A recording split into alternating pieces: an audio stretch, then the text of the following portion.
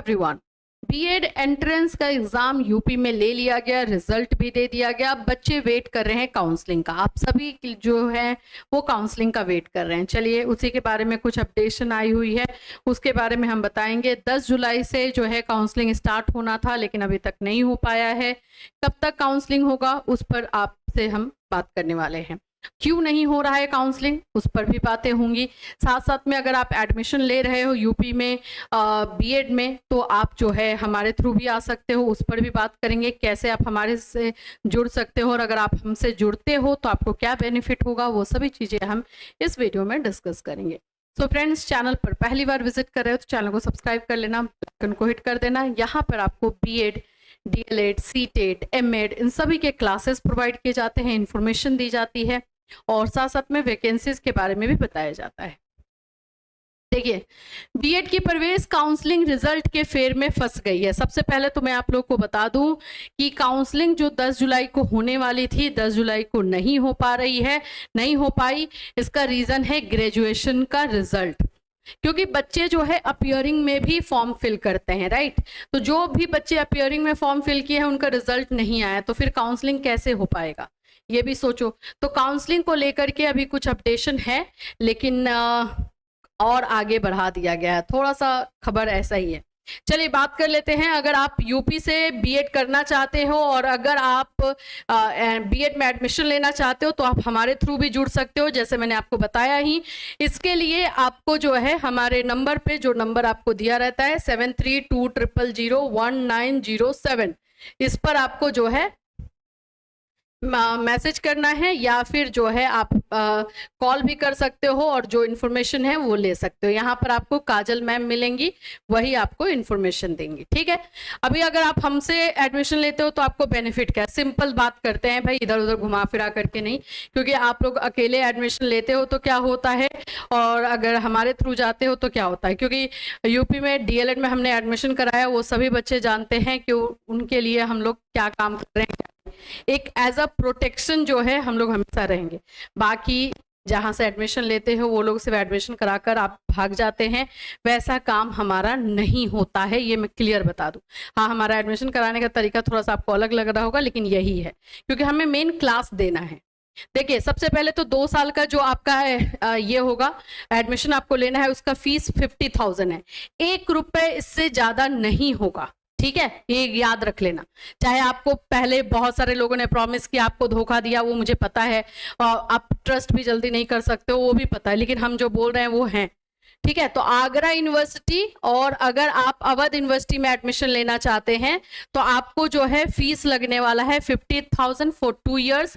कोई प्रैक्टिकल का फीस नहीं, कोई आप लोगों के क्लासेस का फीस नहीं, कुछ नहीं, ठीक है। कोई आप लोगों को इंटर्नशिप कुछ नहीं देना। 50,000 एनसीटी से एफिलिएटेड कॉलेजेस हम आपको देंगे, क्योंकि हम खुद पहले वेरीफाई करते हैं, उनसे लेटर्स लेते हैं, सब कुछ करते हैं, तब हम आपको बताएंगे। No need to attend classes, ठीक है। गुड प्रैक्टिकल मार्क्स, प्रैक्टिकल का मार्क्स तो आपको चाहिए होगा। और जब आप एग्जाम देने जाओगे तो वहां पर आपको रेसिडेंस दिया जाएगा रहने के लिए, क्योंकि बिहार से, झारखंड से, उत्तराखंड से, राजस्थान से बच्चे जाते हैं, तो वो यूपी में जाके कहाँ भटकेंगे।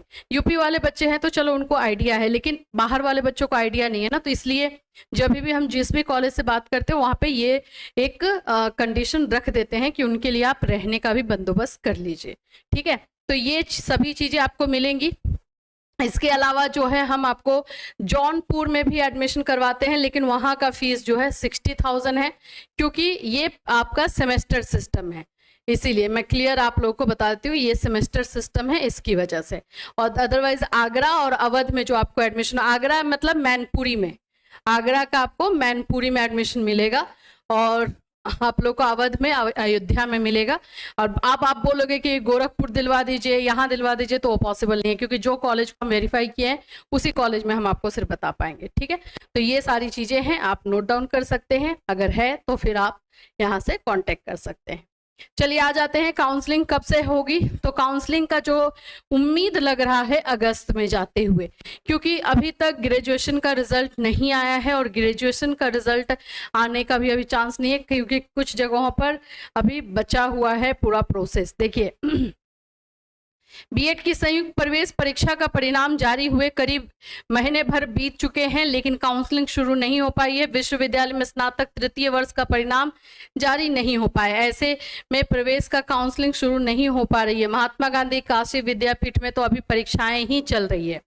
तो ऐसे कुछ ऐसी यूनिवर्सिटीज हैं जहां पर अभी एग्जाम ही हो रहा है थर्ड ईयर का, आपके ग्रेजुएशन थर्ड ईयर का, तो अभी रिजल्ट आने में तो टाइम लग ही जाएगा ना।